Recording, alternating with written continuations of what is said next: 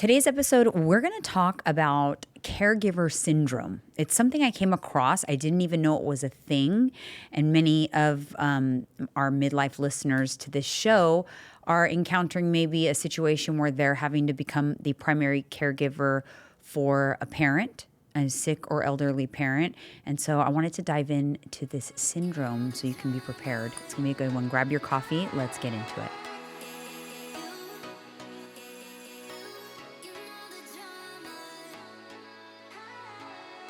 I don't got a coffee, but I got a nuri.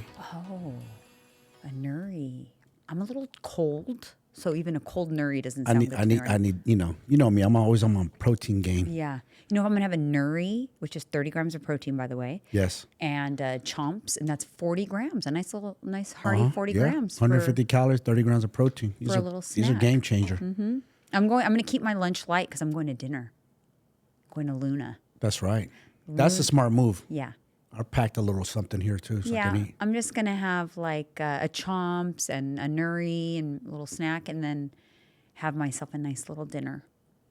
Not to go off topic, but a lot of people always use like traveling as an excuse to fall off on how they eat and whatnot. And I'm like, no, you just gotta plan. We're on a little road trip here to podcast and packed nuris. I had a banana right now with this. Made a little something yesterday so I could eat here. Mm-hmm. Got a little Catalina Crunch. I packed a few, like you said, chomps. Mm-hmm. I got a David Bars protein bar. So there's a lot of stuff you could do, It's a choice.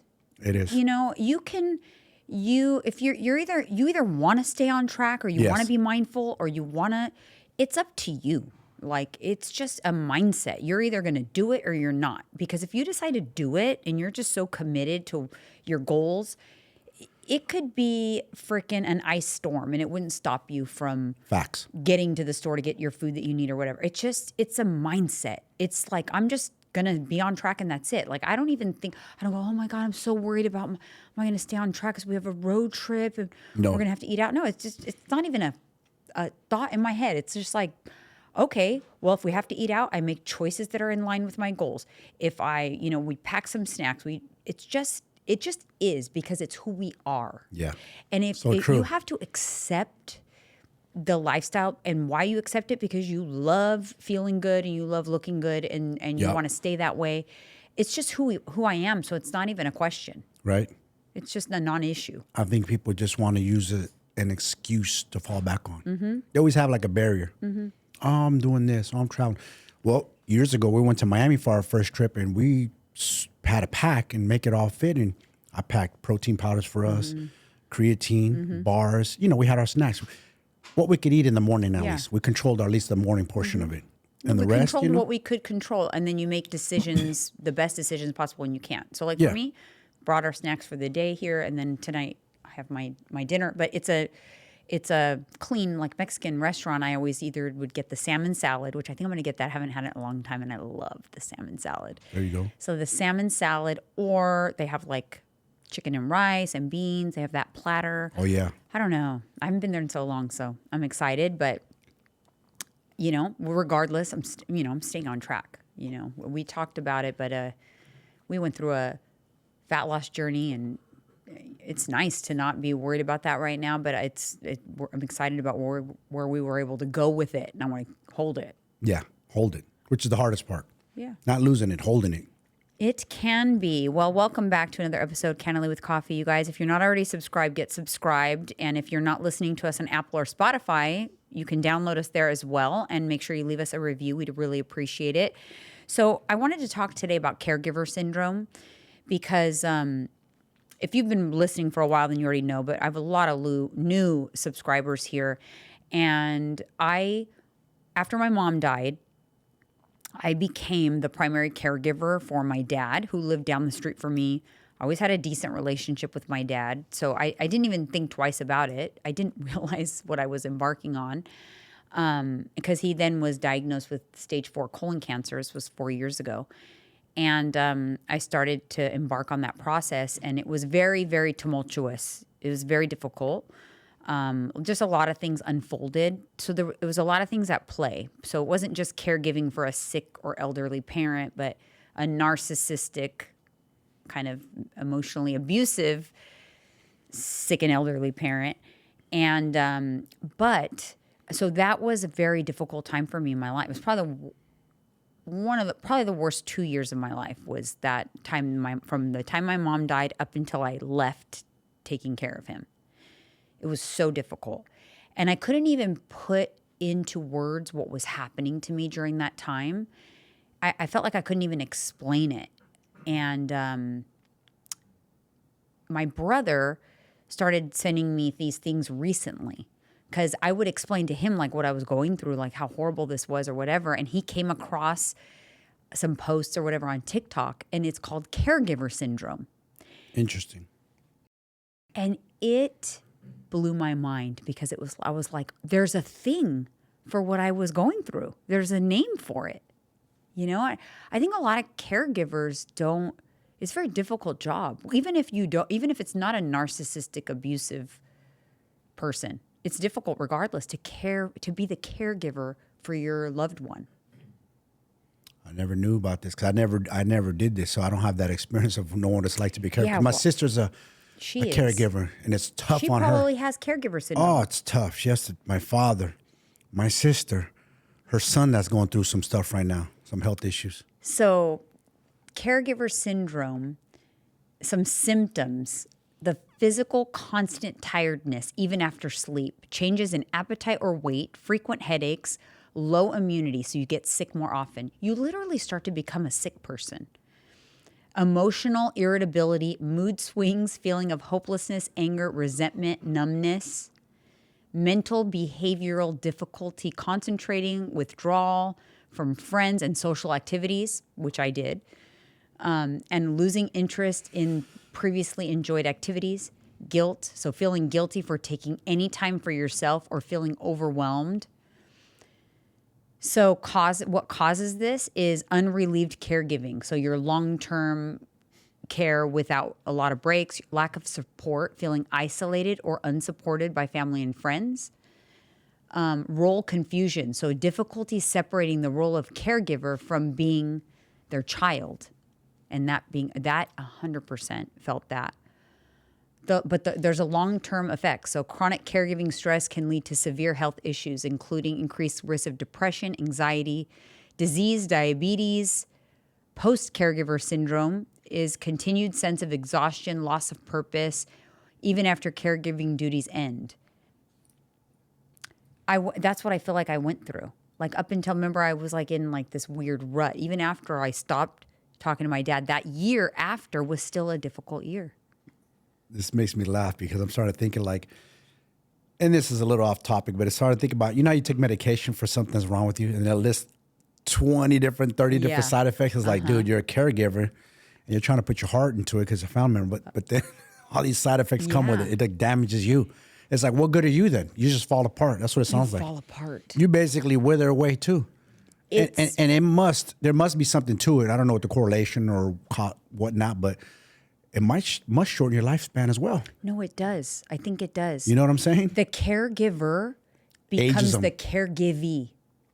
Like they'll need caregiving. Yes. My mom was the caregiver for a woman who was very difficult. Oh. And it 100% aged my mom. I remember, and now when I think back to the things I was experiencing with my dad, the things my mom would tell me about caring for Maria, it was very similar. She would say it was like a very similar experience to what I had caregiving for my dad. And I didn't know there was a thing, but apparently a lot of times like the caregiver ends up dying before the person that they're taking care of. That I didn't know. That's crazy. Mm-hmm. You know what was interesting is did your father cause one of the caregivers have a heart attack? After I left, I did it for 2 years, okay? I lasted the longest. After I left, everyone started dropping like flies. Where they specialize in this, they have 24/7 staff. Let me tell you, it makes me feel better because I felt like a failure. I remember so much, like during the time that I was doing that, I remember thinking, I owe it to him. He was a good father. Like I have to do this. I have to see this out. He only has probably a couple years left. Like it's a short period of time. So when I had to stop for my own mental health and for the mental health of my family, I felt like a failure for a long time. Like what a rotten child I am. I started to feel guilt, even though I knew I had good reasons and I had to. I don't regret. I want to be that clear with this. I do not regret it one bit, stopping. But I had guilt because I felt like I should have been able to do that. Like, I got this. I'm strong. I mean, I felt like I was strong. Well, this home has been having a very difficult time with him. I think he's the most difficult patient they've ever had. I walked in. Of course, it had to be your dad. Of course. Of course, right? Of course. It couldn't be someone else. Him. But you know what? It made me feel better, though. It kind of validates me a little bit. Yep, it does, right? Yeah, because I was like, dang. Dang. Now you guys see. Now you see. You think I just walked out on him? No. Right. And I know it was affecting your mental health, and it was starting to make me angry. You know, as a husband, like, all right, this is starting to make me like my blood is boiling. I can't do nothing to your father. I actually is your dad, but it's still making me kind of like. It was how hard my for wife you like that because like, you couldn't do anything about it, so it was hard. Ain't no man getting. You know what I'm saying? It just ain't gonna happen. Yeah. Not on my watch. It was hard because remember, it affected me, and then I felt like it affected the whole house. When I would get home, the whole house was on edge, and everybody was affected by it.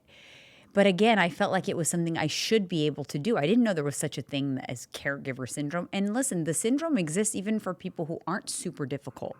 But I need you to know, this was not a typical like, oh, elderly, sickly man kind of thing. It was like tenfold because of the type of person that he is. But now seeing the issues, not that I wish that upon this home, because they're really good and they take really great care of their patients. I don't wish this upon them, but I do feel a little validated because I know that, you know, the rumor mill exploded when I stopped going there. Like, how dare I? And people have their opinions and their judgments. But guess what? I don't care. Isn't there like a meme? Guess what? I don't care. What's that guy with David, the sportscaster that you listen to all the time? Sportscaster. He's who? Sportscaster. He was on the, I can't think of his name. He's the black guy. Oh, Stephen A. Smith? Stephen A. Yeah. He's like, I don't care. Yeah. There's a meme. I don't care. That's how I feel. I don't care. It's the best feeling. Yeah, Like, I don't care. I don't have to answer to none of you. No. I'm not going to. It's like they expect you to wither the way down and get crushed to the ground. Instead, keep going. You can't give up your life to take care of somebody else. You can't. You're not doing them any favors either. He's getting much better care in a professional facility than he would if any one of his children would have been the primary caregiver. And you'd think that with 4 kids, 5, one of them would have been able to like care for him. No, nobody is capable of handling that. Everyone would have we would have dropped like flies. Yeah. We would have dropped like flies. Yep. But I think that there's a lot of people out there that are like suffering and they're having the same thing. Like, you feel guilty because you're a child. You know, you have to look into your options. Is it our duty as a child? Do we have to? I'm just saying. This is a question that I have. I don't know. It's a good question because do we have to? Because we weren't asked to be brought into this earth, right? As children, we just came. I'm grateful for life. I thank my mother and father. I love them. But are we also? Does it fall back the other way? Are we supposed to? I know in the immigrant community we do. It's a natural thing. I know. My thing is, I feel like you're responsible for making sure they're well taken care of. That's different than you being the one to do the caretaking. That's totally different. Because you made an interesting point. They both left their home countries. Yeah. As did my parents, to come here and start a life. Mm-hmm. So why is it when they have children, and I didn't feel this, but most of the parents have children that come from other countries, immigrants, they almost make their kids feel guilty when they want to move away. No, I know. To another state or have their own life or get married, have their spouse. No, they do. And my dad was like that. So isn't that a little bit of hypocrisy? Oh, like totally. you left a whole country far away. I'm not leaving a whole country. I'm just moving to another state. Yeah, so for example, let me answer your question. What do I feel? I think it's important maybe to establish that with your kids. Do I feel, I hope that they will take care of me if I can't live alone anymore. Yeah. But I don't expect. Gotcha. But here's the difference. I don't expect them to uproot their lives and come move into work because I don't want to leave my home. You got to come take care. No, it would be quite the opposite. Like, hey, I need care. Like, make room for me in your home. Like, take care of me if that can't be, put me somewhere where I'm well taken care of. Yes. But I don't expect them to give up their life and come take care of me. I want to be the least inconvenient as possible and the least difficult as possible. But that would be me with normal ailments, not, there's a difference when it's a narcissistic, abusive, difficult person. I don't feel like I would want to be the least impact. But still, yes, do I feel like I expect to be taken care of? Yeah, but I feel like I will have deserved it. Yeah, I got you. You know what I mean? I feel like Their life doesn't have to stop. no, Yeah. no, and Got you. That's fair. so I wouldn't. And some people are not like that. They do expect, like, I brought you into this earth. You're my kid. It's like they want to still be the parent, but like, oh, you have to come take care of me. Yeah. Because I don't want to do that, and I don't want to. Like, no, you kind of have to relinquish that. The parent eventually becomes the child. They do. It goes back the other direction. It goes back the other direction. It reverses. The parent becomes the child, but not everyone allows that dynamic to happen. I do think that that's what happens. The child then has to make the decisions, and your hope is that you poured into them and you gave them enough to where they'll treat you right, but there's no guarantee. True. There's no guarantee. Yeah. But I don't believe that the child then sacrifices a big chunk of their life and I lived my life. Like, it's your time to live your life. So I don't want to like impair good years of yours because I'm a difficult, sick, old person. Yeah. But that's why I do things right now to take care of myself so that I'm not that, I Burden. take care of myself. Right. Yeah, of course. But if there comes a time where I was ill, yeah, of course I would look to, if you're not around, I would look to or you couldn't do it, my kids, of course I would expect them to step up, but I wouldn't be difficult. I don't know. Maybe I don't think I would be. I don't think I would. You're doing everything in your power right now to control your health and to be vibrant and to be strong and to be willing to do things for yourself. Walk up some stairs, open up a can of jar. You're doing everything. You're strength training, you're eating good, you're getting steps. So you're doing everything so you don't become a burden. I mean, I think that it's good that I had that experience because it shows me what I don't want to be. I don't think everybody's experience is like that. I think your dad is easy. Yeah. Yeah, he's not difficult. He is not difficult. No, he's the complete opposite of your dad. He likes to do things on his own. He does act like a child, forgets his meds, sometimes ends up in the hospital because he gets sick. Mm-hmm. But other than that, no, he's very self-sufficient, likes going to the senior center, playing cards with his friends. Mm-hmm. He'll walk on his walker. Right. That's why I get on people like, you can't even walk and you're able-bodied. My dad, old man, 77, almost 78 years old, and he's on his walker and he makes it to the senior center every day. 3 city blocks, San Francisco. He gets there every day. So I think it depends on the situation and the parent.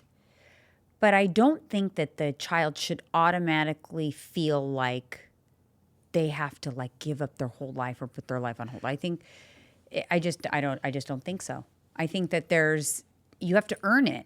I don't think it's a given. I think that's what I should say. Yeah. And my point is this, I think that adult relationships with your children, they're not guaranteed. Your children is not obligated to do everything for you and just like be so loyal to you just because you gave them life.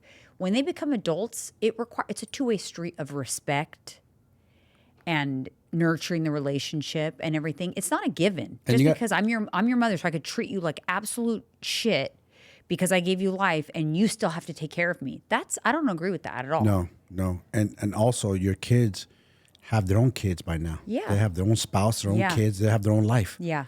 You can't all of a sudden make them stop living their life with their family that they're responsible for. You can't just interfere in that.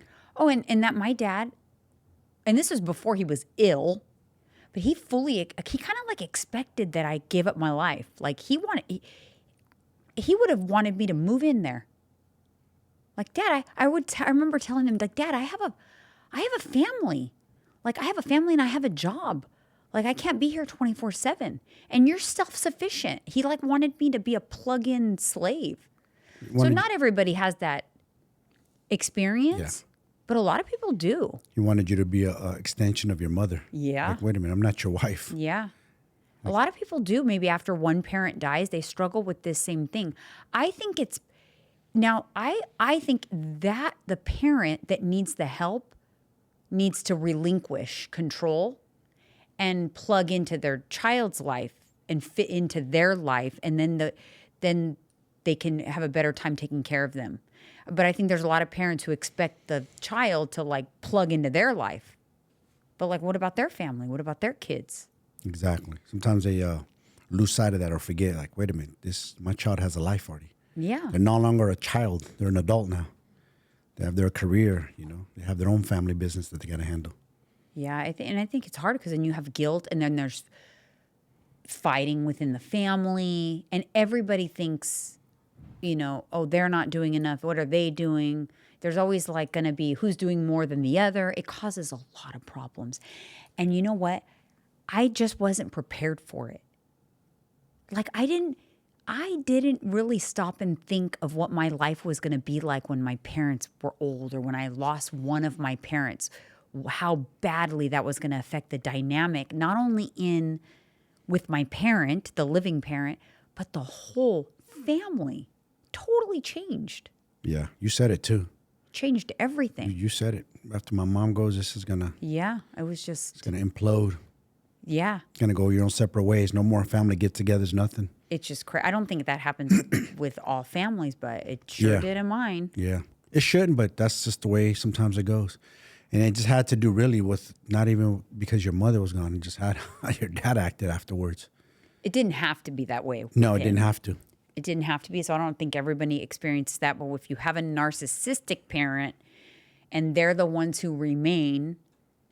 But you know what I was thinking?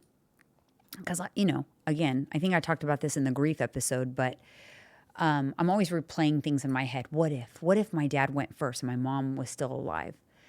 But then I think if my mom had to be the caregiver for my dad, like say he got his cancer and she was still alive and healthy, that would have been torture for her.